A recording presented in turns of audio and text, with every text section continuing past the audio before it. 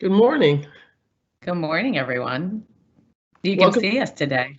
Yes, welcome to the CHRO webinar on a very crucial topic right now, education and what's happening in education and special education. As we have many youth, or all youth in Connecticut for the most part, uh, being homeschooled or teleschooled at this point, we thought that we should talk about some of the services that the commission provides and uh, the opportunities for students to be educated at home but still receive accommodation and what the law says about that. Today, we are going to be joined by two experts in this field. My name is Cheryl Sharp. I am the Deputy Director of the Connecticut Commission on Human Rights and Opportunities, and I am joined by my colleague who will introduce herself. Hi, everyone. My name is Michelle Dumas-Kuhler, and I'm an attorney in the legal division at the Commission on Human Rights and Opportunities. And just to give you some framework of how the series is going to go as it relates to education, today is really meant to be more of a overview of the next 2 weeks. So we're going to talk a little bit about what the commission offers in terms of services as it relates to discrimination in the area of education. But we also want to just talk about the state of education in general because of the pandemic. And so for this week, we have two incredible guests who will be with us next week to discuss the more substantive issue, which is disability and accommodation in education while we're distance learning. And so our two guests today are Brian Klimkowitz, who is the Special Education Division Director at the Connecticut State Department of Education, and Stephen Proffitt, who is the Director for Special Education Programs and Instructional Design at CERC. And so each of them are going to speak about what each of their organizations are doing as it relates to just response to the distance learning, and also a little bit about the special education services that are provided through both of those organizations. And then next week, we're going to talk more detailed about that. The third week, we are saving for education as it relates to race, color, national origin, housing, poverty, where you live, and what that means in terms of the distance learning and what distance learning looks like. So we're going to essentially be doing 3 weeks on education. The first week now is going to be an overview week. And then the next 2 weeks are going to be more specific. Next week will be special education. The week after will be race, color, national origin, equity, essentially. For a full schedule of all of the webinars through June at this point, you can go to the CHRO's website where you were able to find the link to this webinar and see what's coming up after that. But we will be promoting that as we go through our webinar series through the weeks as they go by. So, Michelle, as you're aware, the Connecticut Supreme Court made it clear that the Commission's jurisdiction over education cases runs concurrent with the Department of Education. So an individual who believes that they are the victim of illegal discrimination in the school setting based on a protected class status can file a complaint of discrimination with our agency. At this point, we are still taking complaints of discrimination, receiving them, uh, having affidavits prepared, serving them on the respondent who is being accused of discrimination. And our agency, its mission is to eliminate discrimination in employment, housing, places of public accommodation such as schools, and in credit transactions. And that is why we added education to our webinar series, because it is really an imperative part of our lives. And now we are individually responsible for educating our children, and we know that there are a substantial number of students who are receiving special education services, and so we are hopefully going to be able to flesh some of that out, some of the issues that parents are confronted with, and we'd like to make sure that we answer any questions that you have related to this subject matter as well. So at this point, I would like to introduce our two guests who are going to be speaking to us about the work that they do in their individual agencies. And the first person that will be speaking is Brian Klimkowitz, who is the Special Education Division Director at the Connecticut State Department of Education. Hi, good morning, everybody. Can you hear me all right? Yes. Excellent. Well, I really appreciate the invite to be gathered with you here this morning, and I'll just take a few minutes, as you mentioned, to provide some updates from the State Department of Education. Once again, my name is Brian Klimkowitz. I'm the Special Education Division Director at the State Department of Education. I've been with the State Department for the last 3 years, and I just wanted to say that it is an honor to represent the State Department of Education and work within the department under the leadership of Commissioner Dr. Miguel Cardona and our Deputy Commissioners of Education, Charlene Russell Tucker and Desi Nesmith, alongside our Legal Director, Justin Myrtle. I want to be, as I mentioned earlier, as brief as possible, but to try to provide you information as it relates to the topics around discrimination and education for students right now in schools. And first of all, I just wanted to wish all the participants continued health. Hopefully, I hope that you are well and that your families are well during this very difficult and challenging time that we're all facing.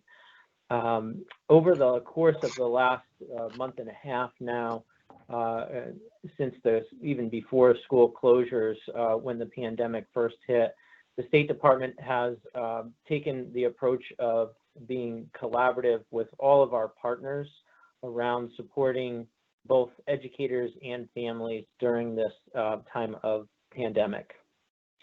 At the State Department, our buildings still remain open in Hartford. However, at this time, approximately 95% of staff at the CSD is working remotely from home.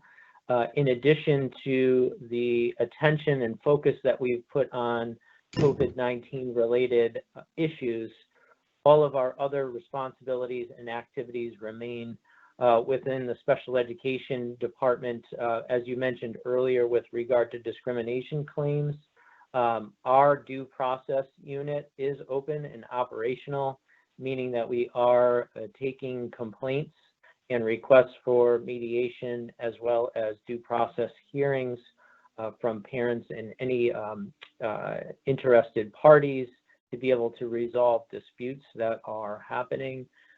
We have recently partnered with our performance office to ensure that mediations can happen virtually.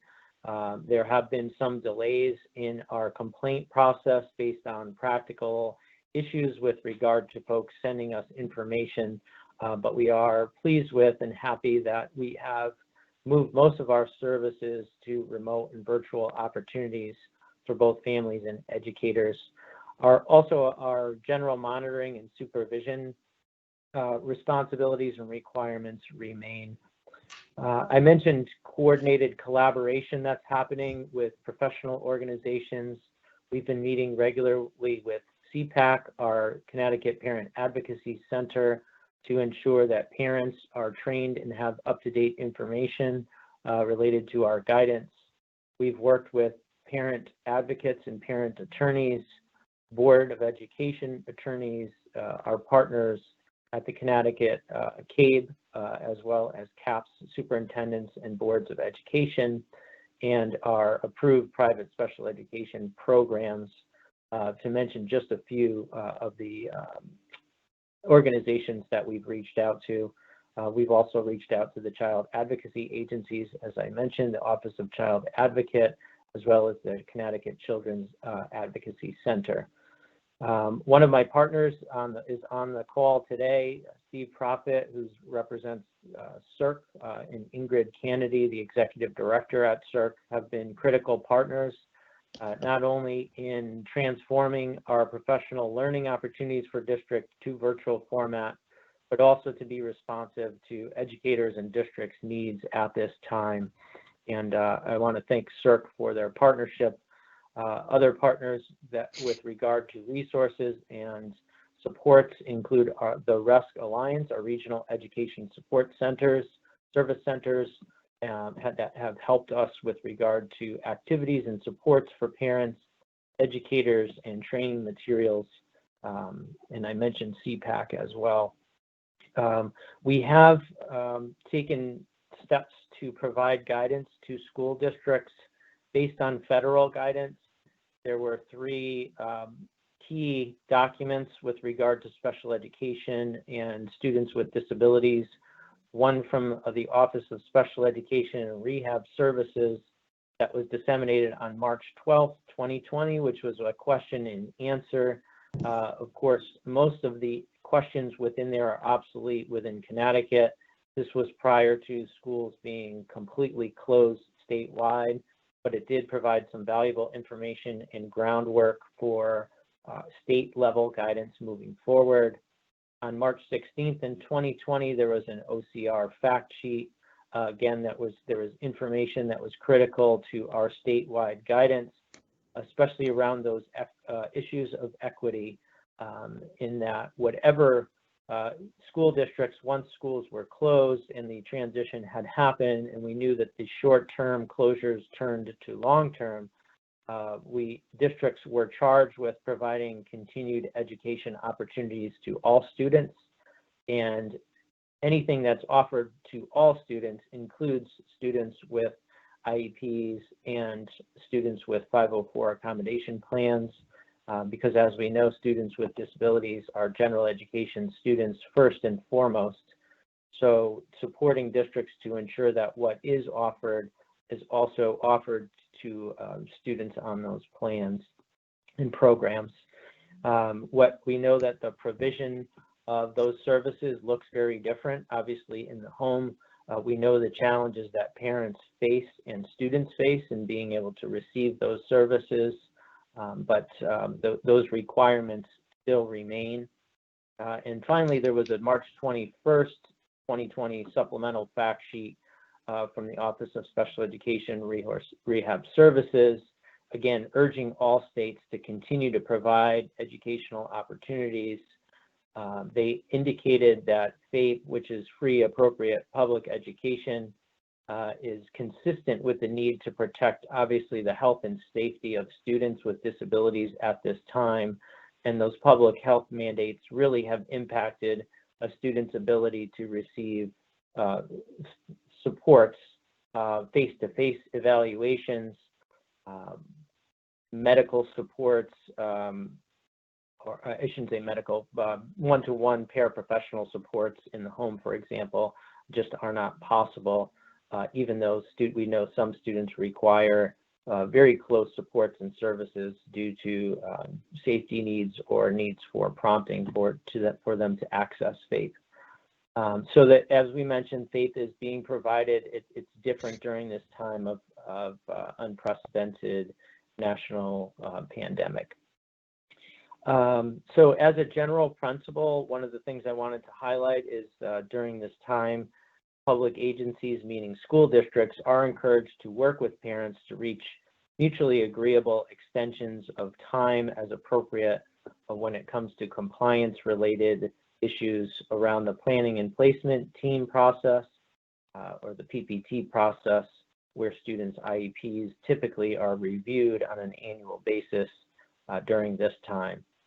We did have updated guidance that was sent out last Friday on April 24th that discussed the continued educational opportunities for students, as well as the PPT process to be able to provide some support and guidance around both educators and parents' ability to navigate the requirements that IDA has in place and the protections that students have in place.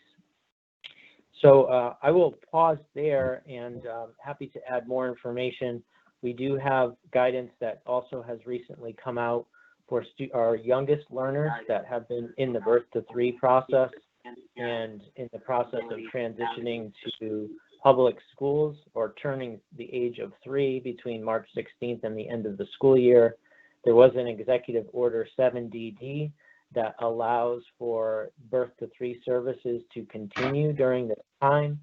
It doesn't alleviate the district's responsibility to conduct an evaluation, but as mentioned earlier, the pandemic has really impacted district's ability to do face-to-face evaluations. So this was a real win for our youngest learners to ensure that there's no gap in services, albeit some of those services are provided virtually. Prior to that executive order, there were students who had exited birth to 3 and the public schools were unable to do a comprehensive evaluation due to some of the requirements that I mentioned. So we're excited that that has been put in place. We're also working on guidance related to students that are aging out this year, the age of 21, and will be transitioning to adult agencies and some other topics. I did mention our due process unit. Back in early April, we did provide guidance in that area as well. So just really quick summary, we're working really feverishly to be able to support both educators, families, and most importantly, our students during this time. We know the struggles that both families and school districts are facing. We're encouraged by the work that's happened up to this point, but we know that there are some students and families that are struggling more than others during this time, and we're looking to provide guidance and support and resources to assist parents and students through this very challenging and difficult time. I'm happy to stay on and answer any specific questions that folks may have, and once again, thank you for the invite, and I'm happy to be involved. Thank you so much for your presentation and for all of the valuable information. We want to let people know that if they do have questions, you can go to the question and answer section of this live event and you can type in your question. There will be a question mark there. That's how you will know that you're in the right place, and you can type your question. We will be able to see it, and then we will be able to provide an answer to that question. Also, if you are calling in and you would like to ask a question, you need to go to chro.questions@ct.gov. That is chro.questions@ct.gov. So there are 2 ways in which you can ask questions. Thank you, Brian. And Steve, you're on the line, I'm hoping. And so we'd like to hear from you and what is happening at CHRO related to your outreach and your work during this time period.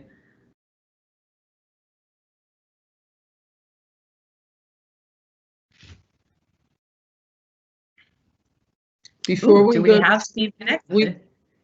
We have one question for Brian before we go to Steve. And that question is, thank you for being here. In your April 24th guidance, you wrote, as a reminder, continued educational opportunities are not required to be determined or documented as a part of the PPT process. What does that mean? That is the question that has been posed. Thank you for that question. Yes, again, that's guidance that we have received up to this point from the Office of Special Education Programs and Services, Rehabilitation Services.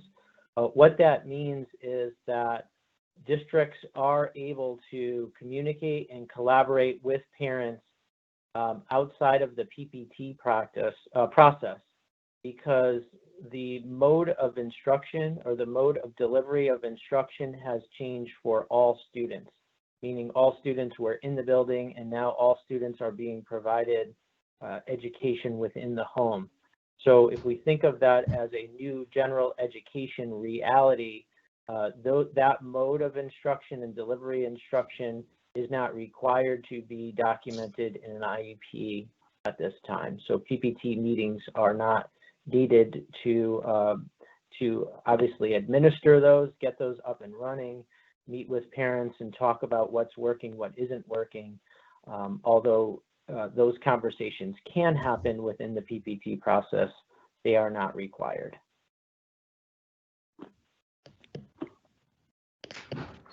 Thank you. Great, thanks. answer. Steve, I think you are with us. If you could just unmute your microphone.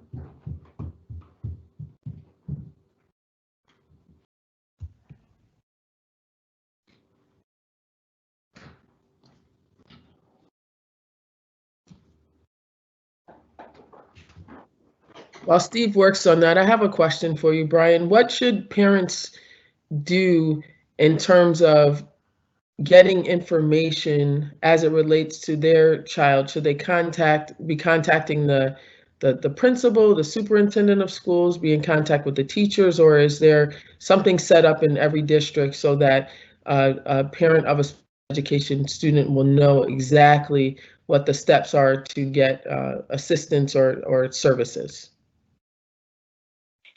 Yeah, thank you for that question. If it's okay, what I'd like to do is to send a link to some of the sessions that we've held to share resources with parents for that very question.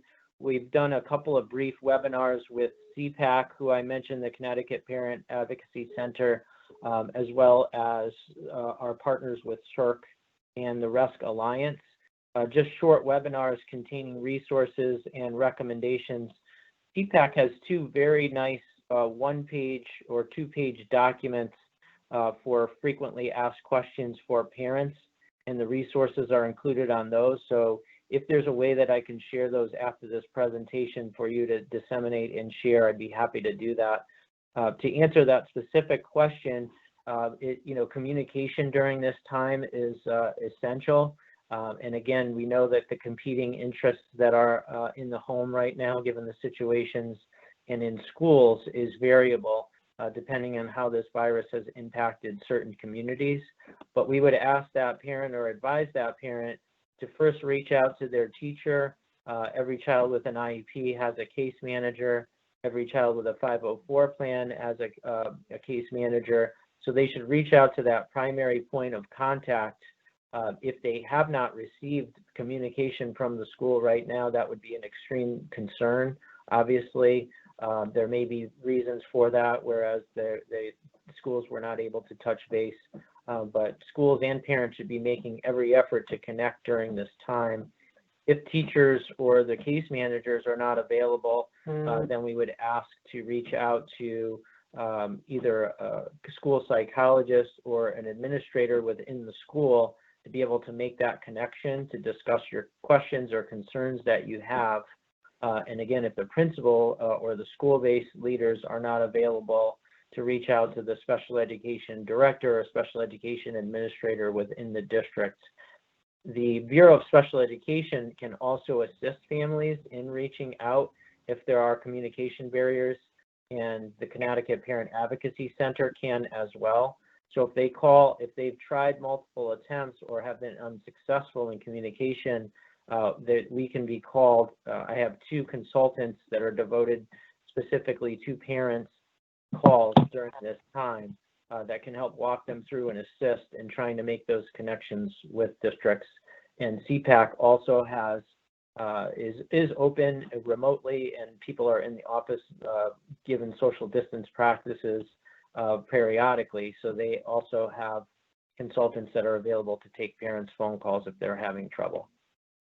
Okay, and can you provide those numbers and the links to us, because we will put them in our COVID-19 tab that we have on our website under education.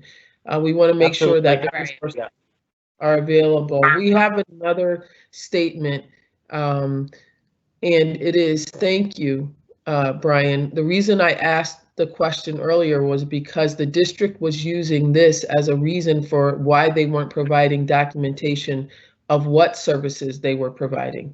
None. That was the statement from the earlier inquirer. So is that is that something that should be happening though? Is that how you intended the districts to use the information? Yeah, I'm not sure if I want to make sure I understand the statement accurately, but you know, as I mentioned, communication between home and school is essential during this time, and you know, districts should be practicing or documenting services or supports that they are providing during this time. And additionally, I know there's been some supports for parents to try to do something similar at home. For example, if I'm in a school and I'm offering supports and services at a certain time and a certain day, those supports or services may or may not be able to be received on the other end. So it really takes a coordinated effort to ensure that there's flexibilities in one, how the services and supports are delivered and to what extent they are delivered. And then on the other end, on the parent and student end, to what capacity they're able to be received given the home environment. So we do have some templates, and the districts have been utilizing different means by which to document some of those supports and services at this time. Great, thank you. All the information that we receive, we will put into the webinar section of our website. So Brian, it would be great, whatever you need to send us, we'll make sure that we list it there so it's easy for people to find connected to this webinar. Our next speaker, Stephen Prophet, I believe is on the line. Sure. Stephen, I think I can hear you.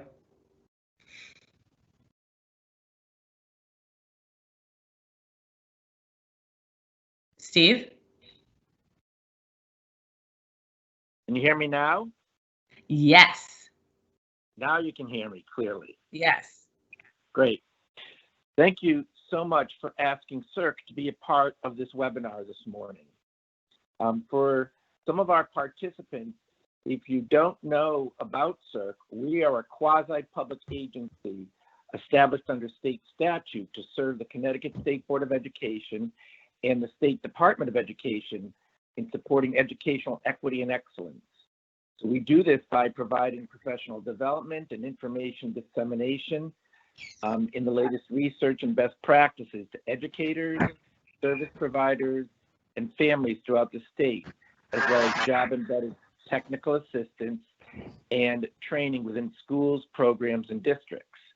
So as Brian shared with you, Brian Klimkowitz, our division director, and the Bureau of Special Education are our key collaborative partner in helping carry out the work of the Bureau of Special Education on behalf of our students, families, and educators to better support our students with disabilities.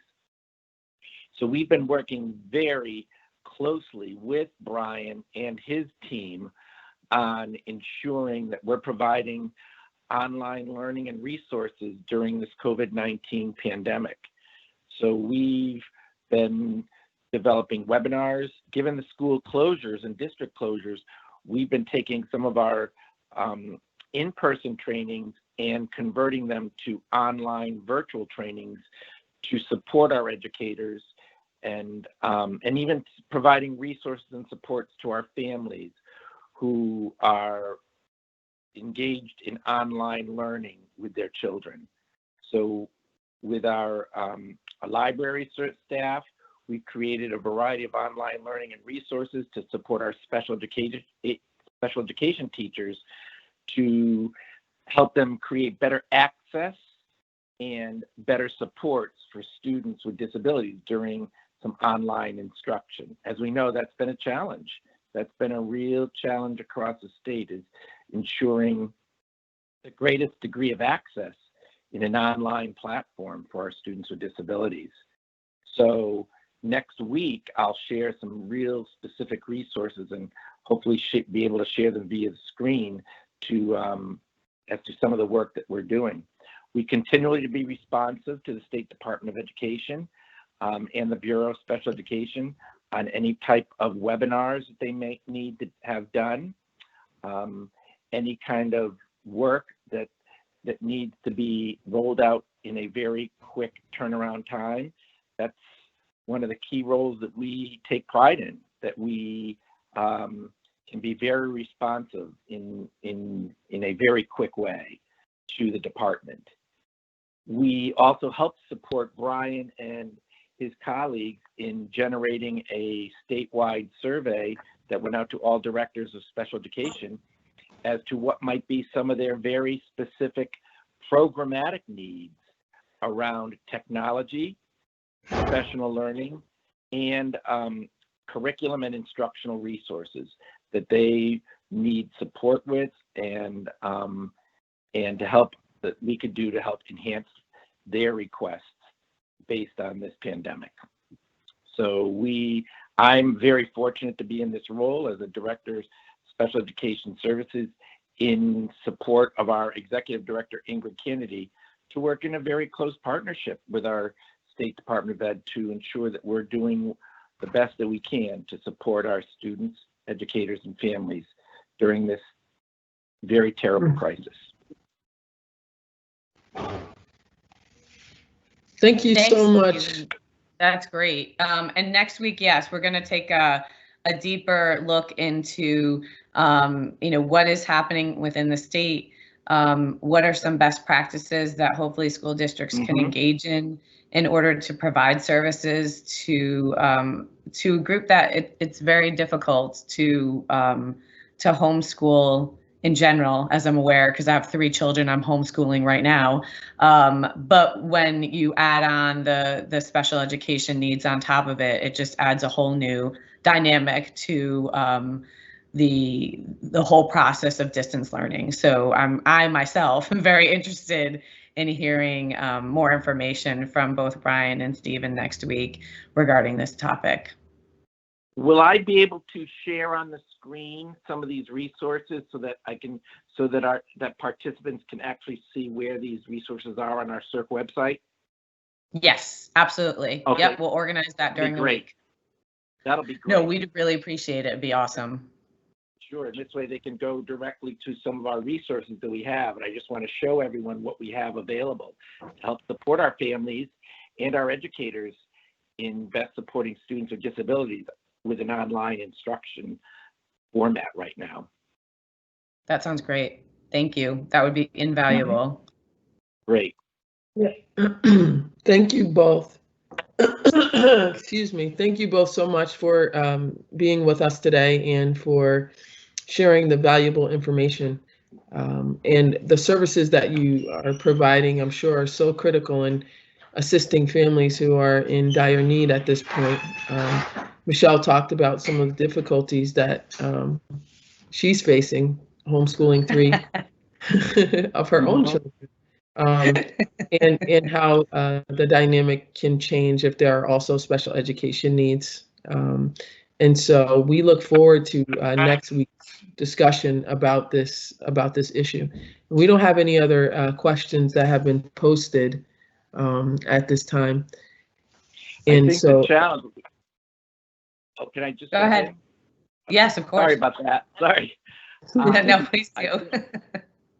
Brian has done an incredible job in engaging the RESC Alliance, CERC, and CPAC to help support our families.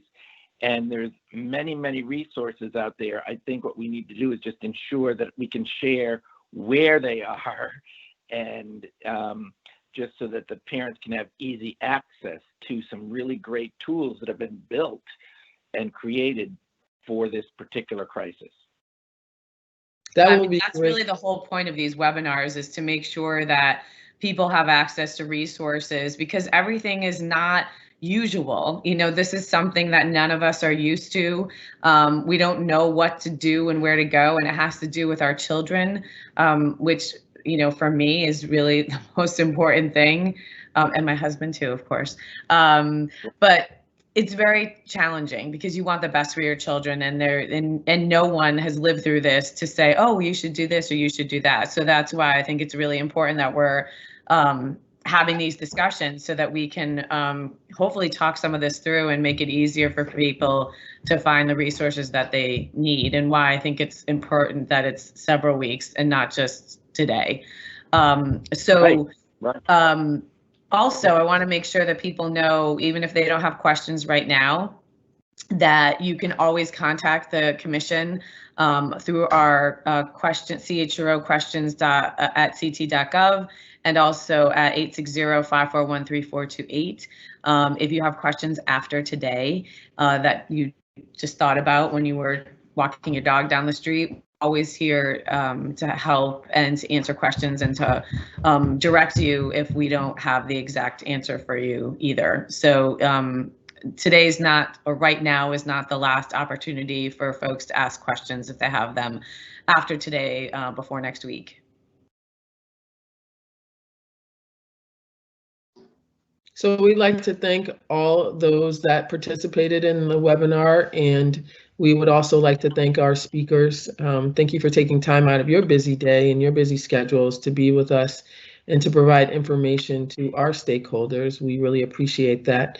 And the CHRO would like to be a partner as well and publish any information that can serve as a resource to the public. I want to end with our mission, which is to eliminate discrimination. And we work with partners across the state, federal partners, state partners, non-governmental agency partners, to try and do just that, to eliminate discrimination in all forms against all protected classes of individuals. Education is critical. These are very difficult and unprecedented times, and it is going to take all of us working together, hand in hand, to make sure that the youngest among us get educated in a way that they can receive it and that meets their special needs, as they are special little people. Mm-hmm. So thank you to you both. We look forward to the webinar next week, and we hope that we will have all those who joined today and additional attendees as well. Well, thank you so much. It was such a privilege and honor to represent CERC, along with our Division Director, Brian Klimkowitz, to share some of the resources and supports that we're trying to provide out to our school districts on behalf of our families, educators, and students. And we look forward to sharing some of those resources next week so that parents can have them and the educators can have them at a glance and to easily access them once the webinar is done. Yes, thank you very much. Thank you. This is Brian. Just once again, I wanted to thank you for the invite, and it was a pleasure being on to share a little bit of information. We're happy to be partners with CHRO and supporting families and educators in this challenging time. And just two really brief points. It's for parents is just to know that you're not alone at this time, and that there are supports out there and in place. And every educator believes that the parent is the #1 educator in a student's life. So you know your children best, you know what the challenges are that they are facing currently. So please make a point of communicating that with your schools, with your teachers, with the educators that are helping to support you at this time. And just as far as resources goes, we do understand how quickly and rapidly information is changing. We have put out several guidance documents, and we've had to update a few of them already. And just to know that as new information comes along from the federal government or from the governor's office, we're ready to adapt to those changes as needed. And again, keeping the best, keeping the students' outcomes in mind, and the impact on our students first and foremost. But thank you once again. Look forward to future conversations. Great. Thank you to you both. We look forward to next week when we can share more detailed information about services and opportunities for parents to really understand kind of where they are and what they can hopefully expect for their own students. So thank you both. I look forward to being on with you next week and with my boss and friend Cheryl Sharp. That's it for today. Again, if you have any questions, please do not hesitate to contact the commission either by email or by telephone number. Thank you, everyone. Have a great day. Thank you very much. Thank you. Take care. Bye.